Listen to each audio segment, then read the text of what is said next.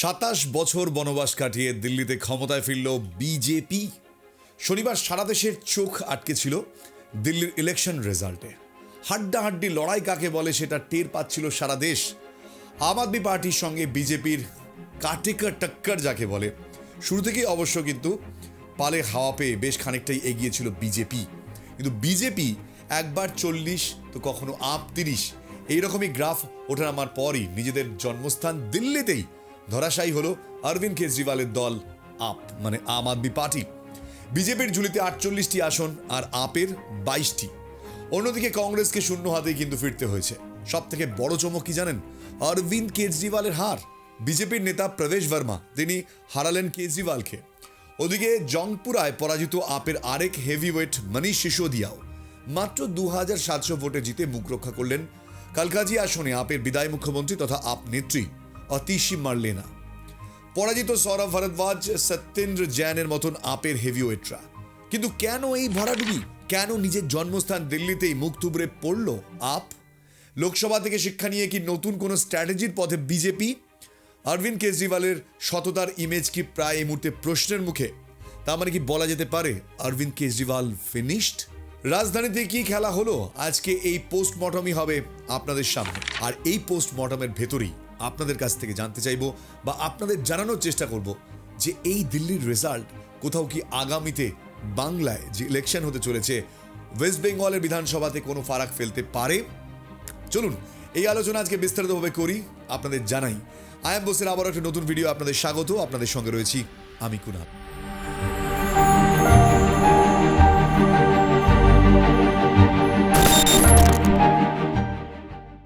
দিল্লির এই election result নিয়ে কয়েকটা গুরুত্বপূর্ণ তথ্য চলুন আপনাদের আগেই আমি জানিয়ে রাখি। সেই 1998 সালে দিল্লির ক্ষমতায় প্রথমবার এসেছিল বিজেপি। মুখ্যমন্ত্রী কে হয়েছিলেন? সুষমা স্বরাজ। আর তার এতদিন পর দিল্লিতে আবার বিজেপি ক্ষমতায় এলো। আর এই নির্বাচনে জেতার পর ভারতের মোট 15টা রাজ্যে ক্ষমতায় এখন বিজেপি। বিজেপির আসন সংখ্যা 8 থেকে বেড়ে হয়েছে 48টা, যেখানে আপের সংখ্যা ছিল 62, কমে হয়েছে 22। কংগ্রেসের ঝুলিতে একটিও কিন্তু আসন নেই।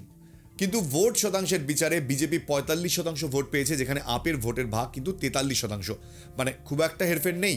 অন্যদিকে কংগ্রেসের ভোটের ভাগ মাত্র 6%।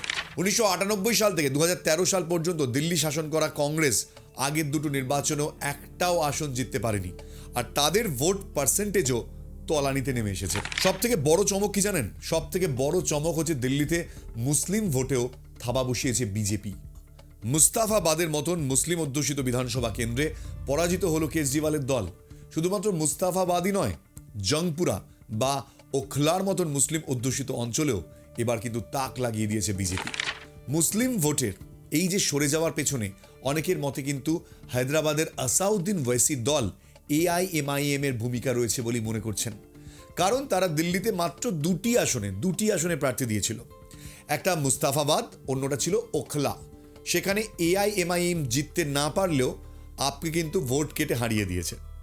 কিন্তু AIMIM কে দিয়ে পুরো মুসলিম ভোটের বিচার করলে হবে না। কারণ কি? কারণ কস্তুরবা নগর, শাকুর বস্তি, কারাওয়াল নগর, শাহদরার মতন মুসলিম এই সকল অধ্যুষিত অঞ্চলেও কিন্তু আপ হেরে গিয়েছে। সেখানে তো AIMIM এর প্রার্থী ছিল না। দেখা যাচ্ছে যে মুসলিম ভোটেরও একটা অংশ তারা কিন্তু আস্থা রেখেছে এই বিজেপির ওপর। এবার দেখব দিল্লি জয়ের প্রধান কারণগুলো ঠিক কি কি। আসল খেলা খেলে গিয়েছে মধ্যবিত্ত শ্রেণী, আর এটাই বলছেন অনেক রাজনৈতিক বিশ্লেষক। তাদের মতে কিন্তু দিল্লির নির্বাচনে গেম চেঞ্জার বা কিংমেকার হচ্ছে মিডল ক্লাস বা মধ্যবিত্তরা। দিল্লি বিধানসভার যেসব অঞ্চল মধ্যবিত্ত শ্রেণীর দখলে প্রায় সবকটাই হেরেছে আম আদমি পার্টি। দিল্লি ভোটের আগেই কেন্দ্রীয় বাজেটে 12 লাখ টাকা পর্যন্ত আয়কর ছাড় বিজেপির জন্য একটি ট্রাম্প কার্ড হয়েছে বলে অনেকে মনে করেন। বায়ু দূষণ থেকে জলদূষণ সরাসরি ক্ষতিগ্রস্ত হয়েছে মধ্যবিত্ত, এবং তাদের রাগ গিয়ে পড়েছে সরকারের উপর। দিল্লি বিধানসভা নির্বাচনের ঠিক মুখেই 8ম পে কমিশনের ঘোষণা বিজেপির জন্য আশীর্বাদ হয়ে দেখা দিয়েছে। কারণ দিল্লির বিপুল সংখ্যক ভোটার সরকারি কর্মী। পূর্বাঞ্চলী ভোটার মানে উত্তরপ্রদেশ আর বিহার থেকে আসা ভোটারদের বিরাট অংশ ভোট দিয়েছে একতরফা বিজেপিকে। একই সঙ্গে একসময় আন্না হাজারের সঙ্গে কাঁধে কাঁধ মিলিয়ে দুর্নীতির বিরুদ্ধে লড়াই করা অরবিন্দ কেজরিওয়ালের নিজেরই আবগারি দুর্নীতির দায়ে জেলে যাওয়া ভালোভাবে নেয়নি মানুষ। ব্যাকফায়ার করলো নিজের অস্ত্র। স্বচ্ছ ভাবমূর্তি, দুর্নীতি বিরোধী এই ইমেজটা ধসে যাওয়ায় কাল হলো কেজরিওয়ালের। আপের ক্লিন ইমেজ 5 বছরে বহু কালির ছিটে পড়েছে সেখানে। আবগারি দুর্নীতি বা শীষমহল বিতর্কে আপের ক্লিন ইমেজ ধুলোয় মিশে গিয়েছে। গলায় মাফলার দেয়া কেজরিওয়ালকে নিজের লোক মনে করত মধ্যবিত্তরা, কিন্তু নিজের বাসভবনের জন্য প্রায় 34 কোটি টাকা খরচ করে প্রাসাদ নির্মাণকে নিয়ে বিরাট প্রচার করে বিজেপি। তুলে এনেছিল শীষমহল বিতর্ক, আর এই নির্বাচনে হাতে নাতে ফল পেতেও কিন্তু দেরি হয়নি। যমুনা দূষণ কেজরিওয়ালের বিরুদ্ধে একটা বড় ইস্যু ছিল। যমুনা দিল্লির প্রাণকেন্দ্র বলা চলে, আর সেই যমুনার বেহাল অবস্থা মানুষকে চরম সংকটে ফেলেছে। কিন্তু এতদিন ধরেও আপ সরকার কিছুই করেনি। অন্যদিকে দিল্লিতে একটু একটু করে বাড়তে থাকা বস্তি আর অনুপ্রবেশকারী দিল্লির পরিবেশ আর সুরক্ষা দুটোই কিন্তু নষ্ট করছিল, যেটা আজ সরকারের বিরুদ্ধে গিয়েছে বলে অনেকে মনে করছেন। আপ যেভাবে বিদ্যুৎ বিলে ছাড় দিয়েছে, একাধিক সুবিধা দিয়েছে, তাকে না বিধে নতুন করে বেশি সুবিধা দেওয়া হবে মধ্যবিত্তদের এই ঘোষণা। আর সবশেষে সবাই বলছে মূল খেলাটা খেলেছে আরএসএস। বিজেপি শুধু প্রাইজটা নিচ্ছে। আরএসএস এর গোপন স্ট্র্যাটেজি দারুণ কাজ করেছে এই দিল্লিতে। তাদের সাংগঠনিক ক্ষমতাও তারা দেখিয়ে দিয়েছে। দিল্লি জিতে এবার কি তাহলে পশ্চিমবঙ্গ লক্ষ্য হবে 2026-এর বিজেপির? 2025 সালে প্রায় 27 বছর পর দিল্লির মসনাদে বসে 2026 সালে পশ্চিমবঙ্গ দখলের আশায় বুক বাঁধছে এই মুহূর্তে বিজেপি। এমন তো অ্যাটলিস্ট বঙ্গ বিজেপিকে দেখলে সেটাই মনে হচ্ছে। দেখুন, প্রথমত বিরাট একটা ফ্যাক্টর, মুসলিমদের ভোট কিন্তু দিল্লিতে কাজে লাগেনি এবার আপের। মুসলিমরা মুখ ফিরিয়েছে আপের থেকে, কিন্তু বেঙ্গল মানে বাংলায় কি তৃণমূলের থেকে মুখ ফেরাবে এই মুসলমানরা? বড় প্রশ্ন একটা।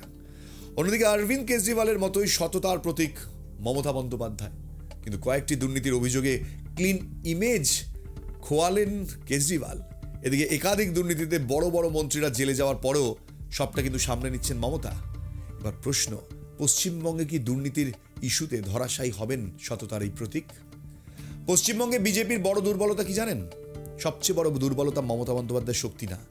বিজেপির সবচেয়ে বড় দুর্বলতা এই রাজ্যে হচ্ছে সংগঠন না থাকা। এবং বিজেপির নেতৃত্ব যারা রয়েছেন তারা মমতা বন্দ্যোপাধ্যায়কে টেক্কা দেওয়া বা পাল্লা দেওয়ার মতন যথেষ্ট নয়। তাদের বক্তব্য মানুষকে ইন্সপায়ার করছে না, ইমপ্রেস করছে না, এটা বিজেপিকে বুঝতে হবে।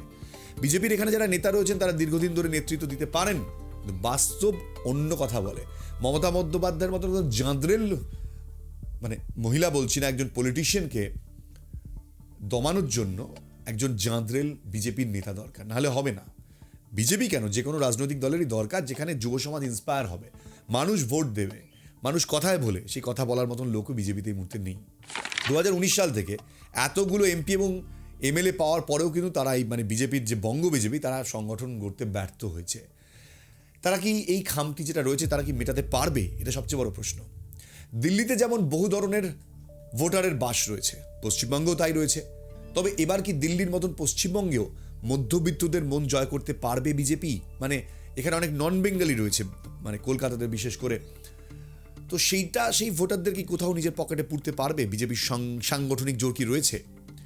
দিল্লিতে যেমন আপ আর কংগ্রেসের মধ্যে সমঝোতা না হওয়ার লাভ হয়েছে বিজেপির, সেই সমীকরণ কি পশ্চিমবঙ্গেও কাজে লাগবে? মানে এখানেও কি মুসলিম ভোট সেখানে ভাগ বসাতে পারবে বামপন্থী দল ও কংগ্রেস? এটা কিন্তু বড় প্রশ্ন। তারা যদি এই মুসলিম ভোটটাকে ভাগ করতে পারে তাহলেই বিজেপির একমাত্র সুবিধা হতে পারে। দিল্লিকে দেখে শিক্ষা নিয়ে কি বাংলায় নিজেদের গোষ্ঠী কোন্দল বন্ধ করে সংগঠনে জোর দিতে পারবে বিজেপি? এটাও দেখার রয়েছে। সমস্ত ফ্যাক্টরগুলোর উপর দাঁড়িয়ে আছে পশ্চিমবঙ্গে 2026 সালে বিজেপির ভাগ্য কি হতে চলেছে। তার থেকেও একটা বড় ফ্যাক্টর পশ্চিমবঙ্গে মাথায় রাখতে হবে, বেশ কিছু মানে ঘোষণা বা যে যোজনাগুলো রয়েছে তার মধ্যে লক্ষ্মীর ভাণ্ডার, টাকা আসে, স্বাস্থ্যসাথী খুব একটা ইম্প্যাক্ট না ফেললেও দুয়ারে সরকার, বিশেষ করে লক্ষ্মীর ভাণ্ডার একটা বড় ফ্যাক্টর তৈরি করে ফেলে। এই ফ্যাক্টরগুলোকে কি বিজেপি কাউন্টার দিতে পারবে? তার থেকেও বড় ইস্যু হচ্ছে দুর্নীতি। এই দুর্নীতিকে নিয়ে কাজ করলে আমাদের দেশে অ্যাটলিস্ট ভোট পাওয়া যায় না। কারণ গতবারও বিজেপি যখন দুর্নীতি ইস্যুতে চিৎকার করেছিল তখন দেখেছিল তারা তৃণমূল থেকে দুর্নীতির অভিযোগে অভিযুক্ত লোকেদেরই বিজেপি দলে নিয়েছিল।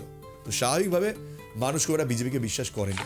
তো বিজেপি যদি এবার ইলেকশনে ভালো ফল করতে চায় তাহলে অ্যাটলিস্ট দিল্লি থেকে নেতা উড়িয়ে আনলে শুধু হবে না। এখানে মমতা বন্দ্যোপাধ্যায় একটা বড় গেম খেলে ফেলেছেন, সেটা হচ্ছে বাংলার অস্মিতা, বহিরাগত তকমা, যেখানে অন্য কোনো নেতা বাইরে থেকে আসলে এটা বলছেন মমতা বন্দ্যোপাধ্যায়। তো স্বাভাবিকভাবে এখানে একটা জিনিস বুঝতে হবে, সবচেয়ে বড় হাতিয়ার হতে হবে যে ইস্যুটা কি, কোন ইস্যুতে বিজেপি লড়াই করছে তৃণমূল কংগ্রেস, সিপিএম বা অন্যান্য রাজনৈতিক দলের বিরুদ্ধে। 2026-এর দিকে আমাদের নজর থাকবে। তবে দিল্লির এই ইলেকশন কিন্তু গোটা দেশে বিজেপির একটা পালে যেমন হাওয়া বাড়িয়েছে, প্লাস মানুষের মধ্যে এই প্রশ্নটা জাগাতে শুরু করেছে যে এই বদলটা কি অন্য রাজ্যেও সম্ভব। জানি না মানুষ কি ভাবছে, আপনারা কি ভাবেন সেটা প্লিজ আপনাদের মতামতটা 2026-এ কি হওয়া উচিত আমাদের কমেন্ট বক্সে জানাতে ভুলবেন না। আর হ্যাঁ, আমাদের এই চ্যানেল ভালো লাগলে I am Bose please subscribe করতে ভুলবেন না। আজকে এই মোমেন্টে এক্ষুনি সাবস্ক্রাইব করে যাবেন। আর আরেকটা কথা না বললেই নয়, ইনস্টাগ্রামে আমার সঙ্গে যদি জুড়তে চান Iam_Kunal Bose আমার ইনস্টাগ্রাম আইডি, চলে আসবেন, সাবস্ক্রাইব করুন। সাবস্ক্রাইব করতে পয়সা লাগে না, আপনারা সাবস্ক্রাইব করলে আমাদের অনেক উপকার হয়, আমরা অনেকটা ইন্সপায়ার হই, আমরা অনেকটা এগিয়ে যেতে পারি। ভালো থাকবেন, আবার একটা নতুন ভিডিওতে দেখা হবে। এখানে শেষ করছি। জয় হিন্দ।